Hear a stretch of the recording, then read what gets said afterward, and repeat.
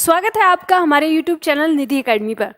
जिस तरह से हम लोग लास्ट यूपीएसआई के लिए रिवीजन की क्लास कर रहे थे, तो उसी कड़ी में आज हम सर्वनाम के बारे में करने वाले हैं। यानी हमने पढ़ा था लास्ट क्लास में, हमने संज्ञा और कारक के बारे में जाना था और उसकी शॉर्ट ट्रिक पढ़ी थी।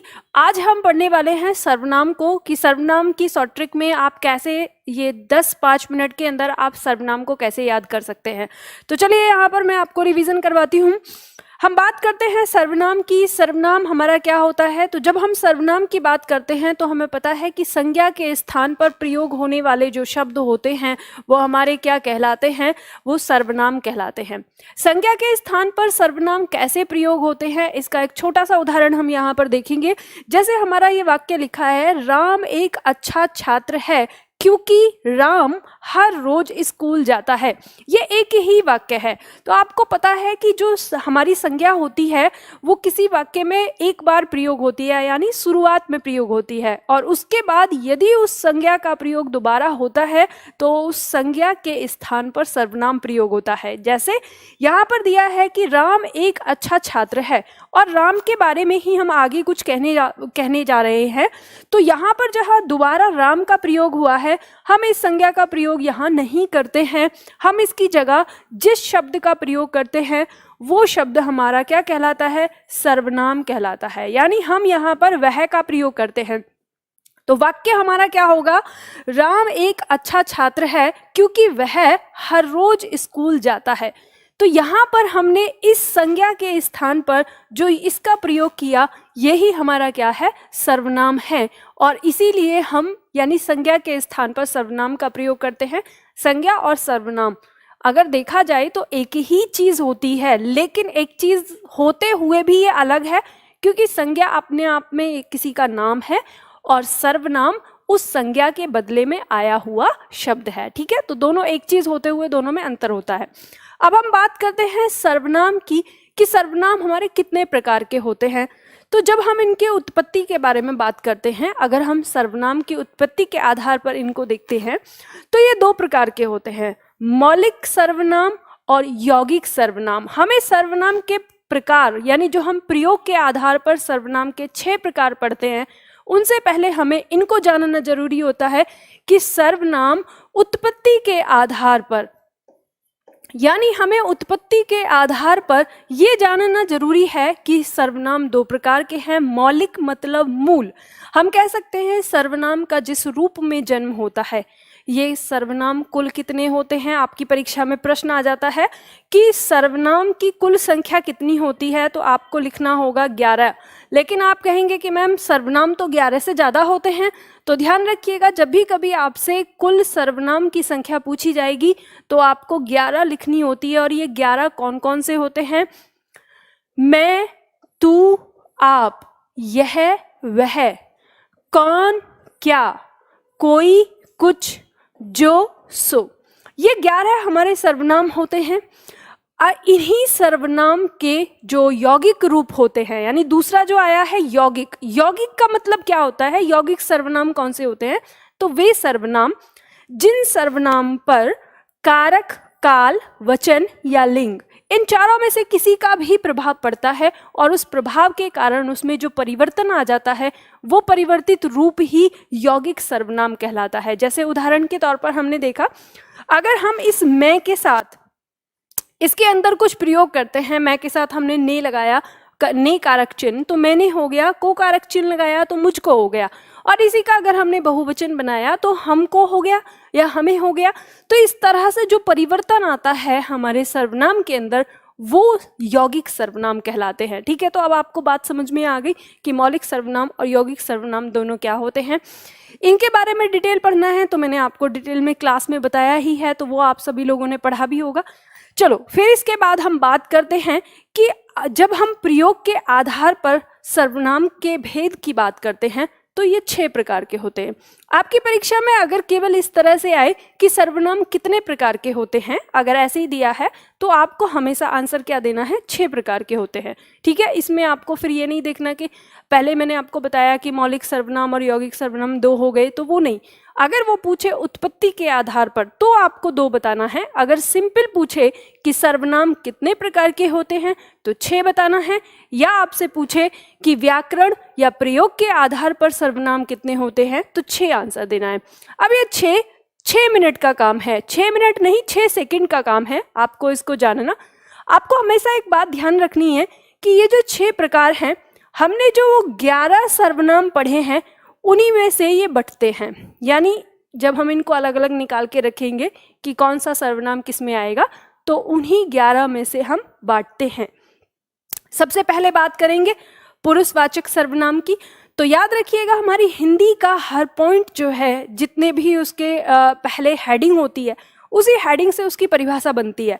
तो यहाँ पे आपको कह रहा है पुरुषवाचक सर्वनाम। इसकी परिभाषा बहुत सिंपल सी है, जो सर्वनाम अपने पीछे किसी पुरुष मतलब यहाँ पर ध्यान रखिएगा, पुरुष का मतलब यहाँ पर प्राणी से है।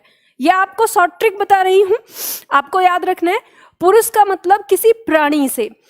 जिस सर्वनाम के पीछे आपको किसी प्राणी का होना पता चले, आपको लगे कि इस सर्वनाम के बदले में ना कोई व्यक्ति, कोई पुरुष, कोई जीव जंतु भी हो सकता है, यानी कोई प्राणी है, तो वे सारे सर्वनाम हमारे पुरुषवाचक के अंदर आते हैं। और इसमें अगर हम देखें तो इसमें हमारे कुल 5 आते हैं। कौन कौन से? मैं, तू, आप,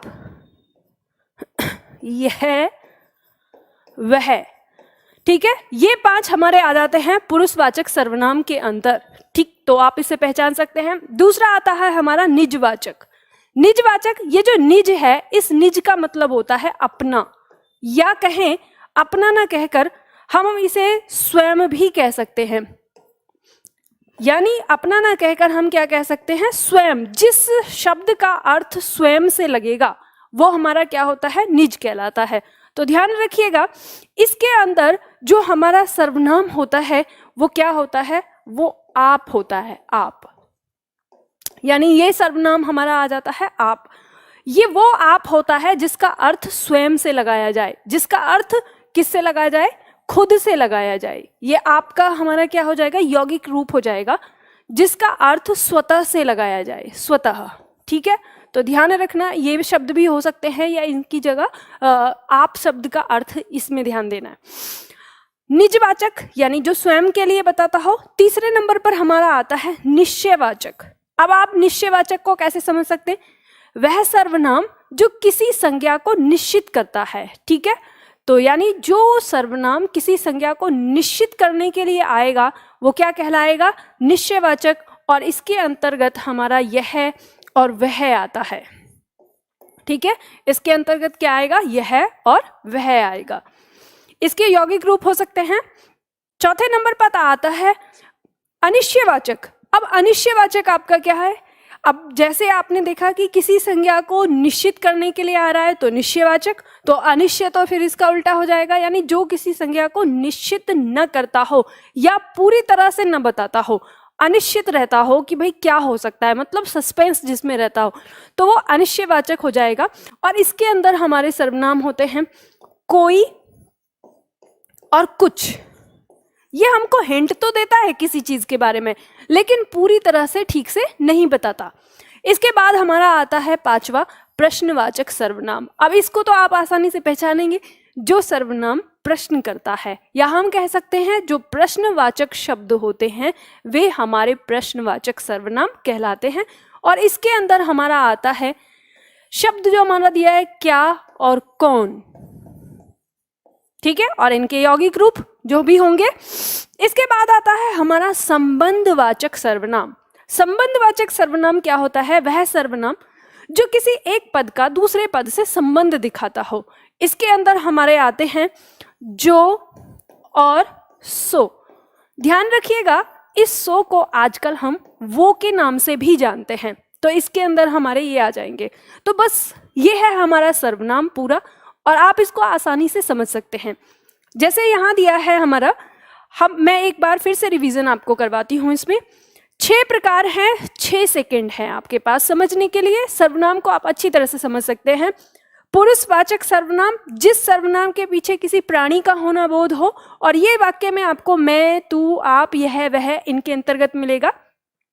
दूसरे में बात करें निजवाचक सर्वनाम, तो ये हमारा हो गया जो स्वयं को बताता हो, यानी वह सर्वनाम जिस शब्द का अर्थ स्वयं से हो, खुद से हो, वो हमारा निजवाचक में आ जाएगा। इसकी परिभाषा कैसे होती है? परिभाषा कहती है कि जब कर्ता कारक जिस शब्द का प्रयोग या जिस सर्वनाम का प्रयोग स्वयं के लिए करता है उसे हम निजवाचक कहते हैं।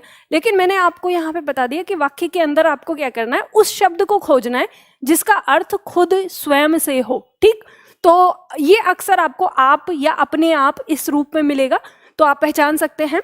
उदाहरण भी आपको बताऊंगी। तीसरा पॉइंट आता है निश्चयवाचक सर्वनाम। निश्चयवाचक सर्वनाम कहता है कि वह सर्वनाम जो किसी संज्ञा को निश्चित करने के लिए आता है निश्चयवाचक कहलाता है, और इसमें यह और वह और इनके यौगिक रूप, यह ध्यान रखिएगा, ये जितने भी 11 अलग अलग दिए हैं इनके यौगिक रूप इन्हीं के साथ आएंगे। ठीक, तो ये हमारा क्या हो जाएगा, निश्चयवाचक सर्वनाम के अंतर्गत आ जाएगा। इसके बाद अनिश्चयवाचक सर्वनाम, यानी वो सर्वनाम जो बताता तो है लेकिन निश्चित रूप से नहीं बताता, पूरी तरह से नहीं। उसमें क्या रहता है, भाव अनिश्चित रहता है कि कुछ तो है लेकिन वो क्या है वो हमें निश्चित रूप से नहीं पता, यानी अनिश्चित। इसके अंदर हमारे 2 सर्वनाम आते हैं, कोई और कुछ। ठीक है, इसके बाद आता है प्रश्नवाचक सर्वनाम। प्रश्नवाचक सर्वनाम के अंदर वे शब्द जो हमारे प्रश्न को प्रश्न करते हैं, या कहें कि प्रश्नवाचक शब्दों को हम प्रश्नवाचक सर्वनाम के अंतर्गत रखते हैं। ठीक है, ये बहुत सिंपल है, आराम से। और संबंधवाचक सर्वनाम, यानी वे शब्द या वे सर्वनाम जो एक पद का दूसरे पद से संबंध बताते हैं, जिसके अंदर हमारा आता है जो, सो, और सो को हम वो के नाम से भी आजकल जानते हैं। तो इस जो के जितने भी यौगिक रूप होंगे, अब इसके यौगिक रूप कैसे बात उठती है देखो, आपको जानना है। तो जैसे जो से हमारा बनता है जिसका, जिसकी, जिसके, जिन्होंने, जिनका, ठीक है, जिस, इस तरह के जो शब्द हमारे होंगे वो सब क्या है, जो के रूप है। तो आपको इस बात पे ध्यान रखना है। ठीक है, तो ये इतना हमारा सिंपल सरल है। अब आप कहेंगे, आपके दिमाग में 1-2 पॉइंट आ रहे होंगे कि मैम हमको एक बात बताइए, यहाँ पे डाउट आ रहा है, या ये कहें कि आप कहें कि मैम इतना सिंपल है तो सर्वनाम टफ क्यों हो जाता है। तो कई बार इसमें जो टफ होता है वो क्या पॉइंट है वो मैं आपको बता देती हूँ।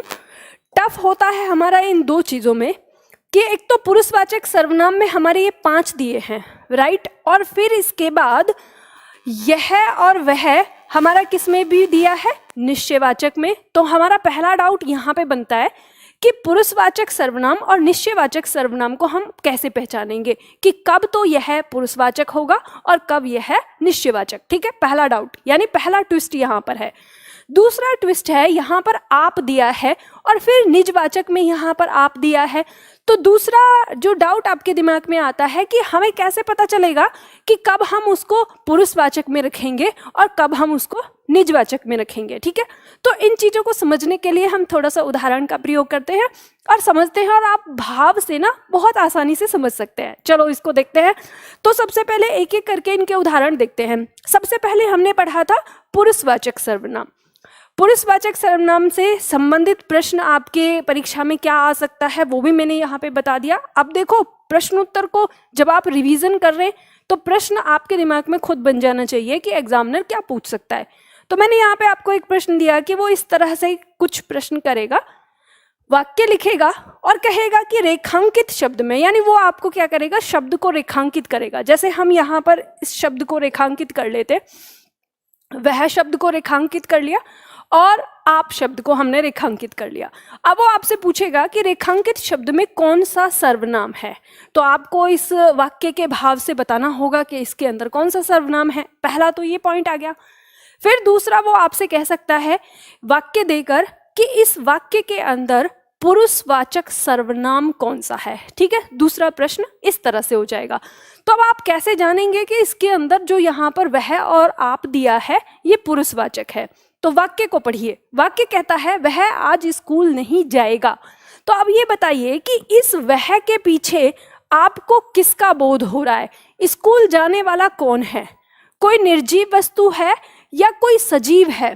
तो आप देखेंगे कि ये जो वह शब्द है इसके पीछे किसी प्राणी का बोध हो रहा है। यानी स्कूल जाने वाला तो कोई प्राणी होगा ना, कोई व्यक्ति होगा, कोई लड़का होगा, कोई पुरुष होगा, है ना। तो हमें ये पता चल जाता है कि इस वह के पीछे क्या है, कोई प्राणी है।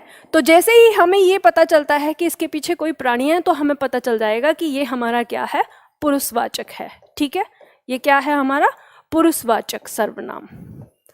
दूसरा वाक्य देखते हैं, यहां पर जो हमारा आप शब्द दिया है, आप यहां बैठिए मैं अभी आता हूं। अगर आपसे पूछा जाए कि इस वाक्य के अंदर पुरुषवाचक सर्वनाम कौन सा है, तो आप देखेंगे कि एक तो शब्द यहां पर आप, ये भी हमारा पुरुषवाचक है, क्योंकि आप यहां बैठिए, यहां बैठने के लिए जो हम जिससे कह रहे हैं, जिसके लिए हमने आप शब्द का प्रयोग किया है, कोई पुरुष तो होगा ना, कोई प्राणी तो होगा ना, कि हम उसको बैठने के लिए बोल रहे हैं, कोई प्राणी है, तो इसके पीछे हमें किसी प्राणी का बोध हो रहा है, तो ये हमारा पुरुषवाचक हो जाएगा। और इसी वाक्य में एक और शब्द है मैं, स्वयं के लिए प्रयोग हुआ।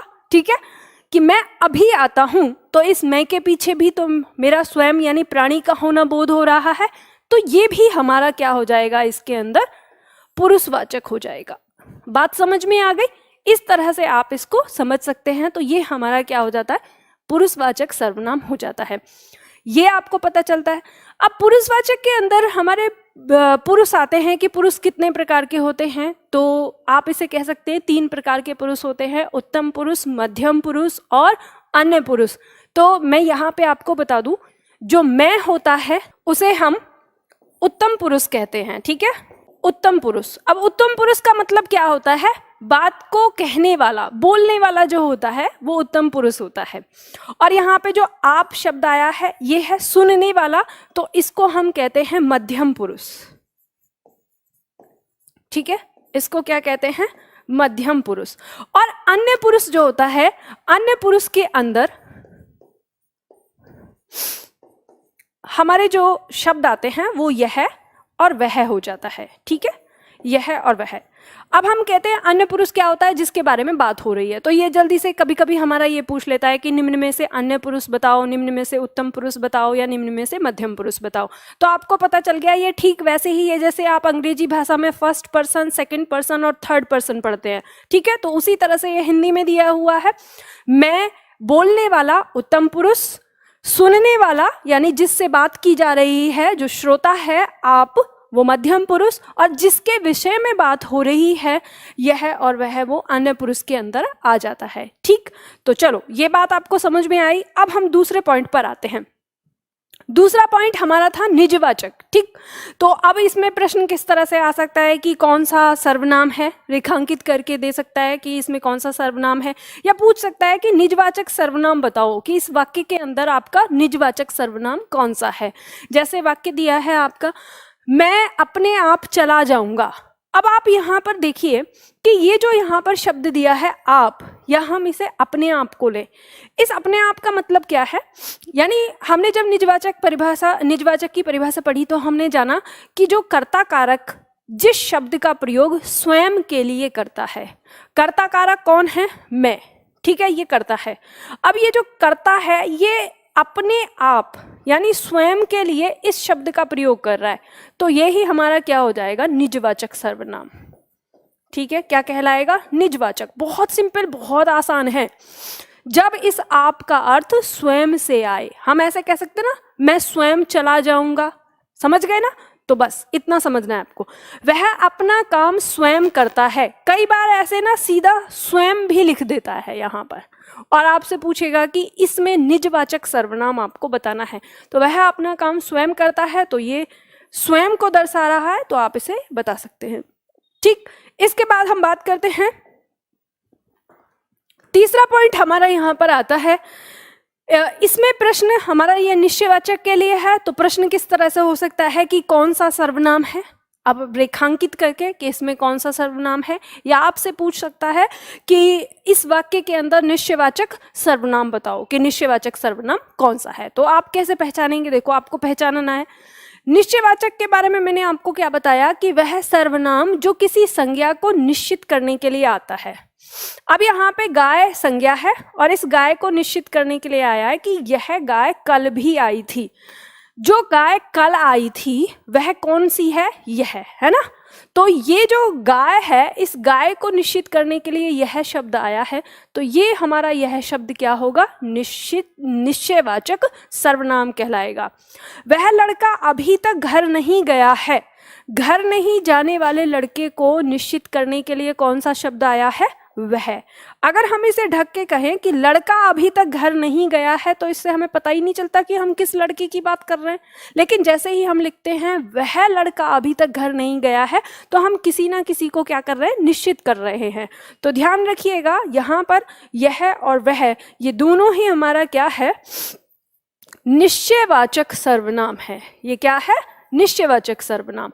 अब यहाँ पर आपको ये देखना है कि मैम ये बताइए कि जब आपने पुरुषवाचक सर्वनाम पढ़ाया उसमें यह वह को कैसे अलग करेंगे और इसमें यह वह को। तो हमेशा ध्यान रखना, जब भी हमारा निश्चयवाचक सर्वनाम होगा ना तो इस यह वह के तुरंत बाद ना यहाँ पर क्या होगी? संज्ञा होगी। क्या होगी? इस यह वह के बाद तुरंत संज्ञा होगी जिसको ये फोकस कर रहा है।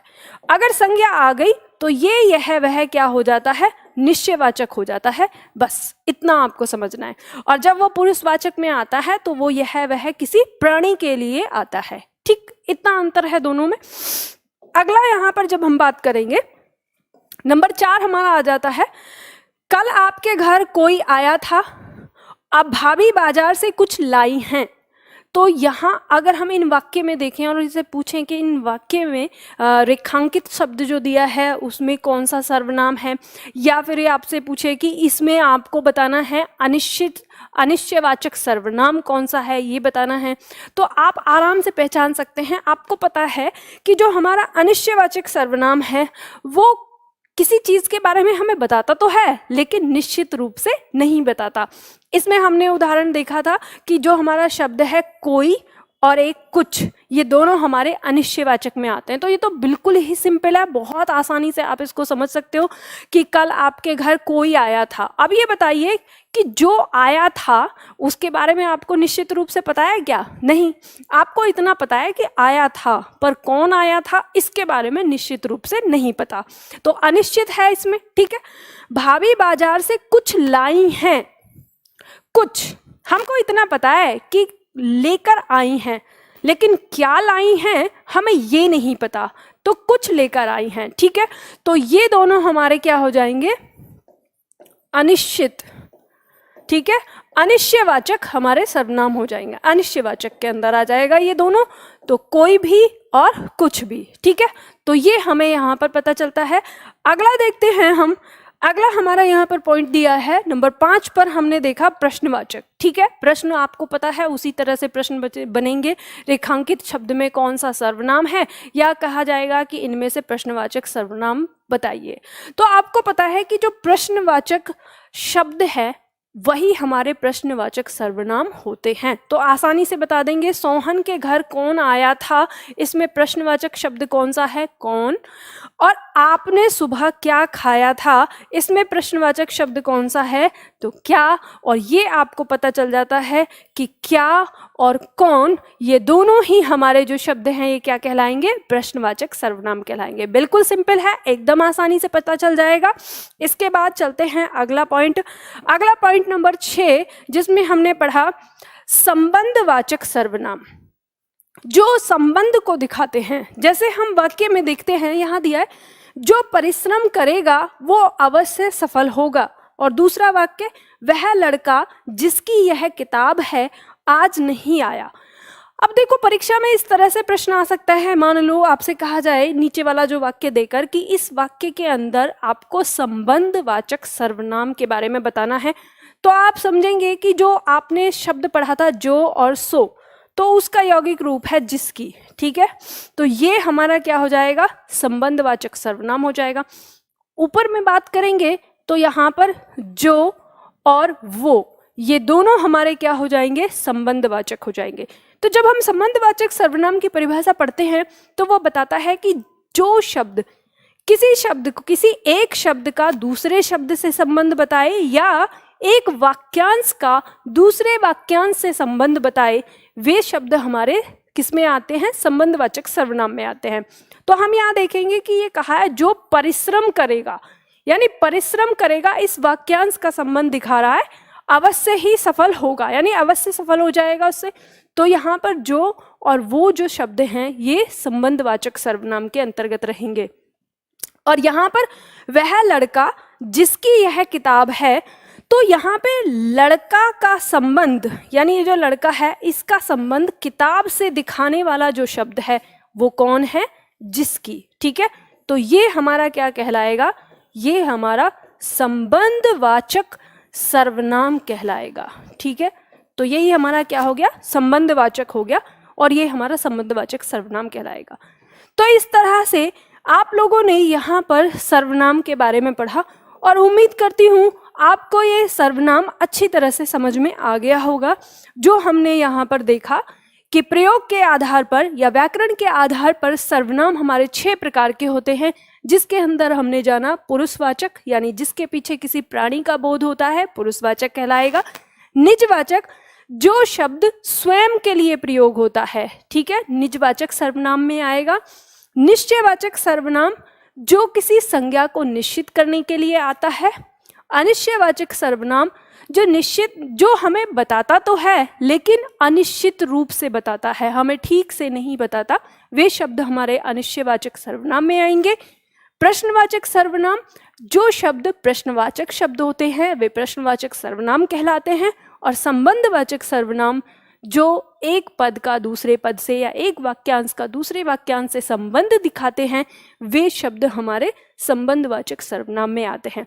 तो उम्मीद करती हूँ सर्वनाम से संबंधित आपको ये जो जानकारी मैंने आपको दी आपको अच्छी लगी होगी, और आपको सर्वनाम से संबंधित जितने भी डाउट हैं वो क्लियर हो गए होंगे। अगर आप ये PDF को लेना चाहते हैं जो मैंने अभी यहाँ पे बनाई है, तो आप लोगों को पता ही है, आपको मेरे एप्लीकेशन में जाना है। एप्लीकेशन का नाम है हिंदी एकेडमी। आप वो एप्लीकेशन को डाउनलोड करिए और उसमें YouTube PDF आपको जो फोल्डर दिखेगा उसमें आप जाइएगा, वहाँ पे UPSI शॉर्ट ट्रिक के नाम से आपको फोल्डर मिलेगा। उस फोल्डर में आपको ये सारी PDF मिल जाएंगी, इससे पहले जितने भी टॉपिक हुए हैं उनकी भी, और जो आगे होने वाले हैं उनकी भी। तो चलिए फिर अभी के लिए इतना ही करते हैं, और फिर मिलते हैं अगली वीडियो में अगले टॉपिक के साथ।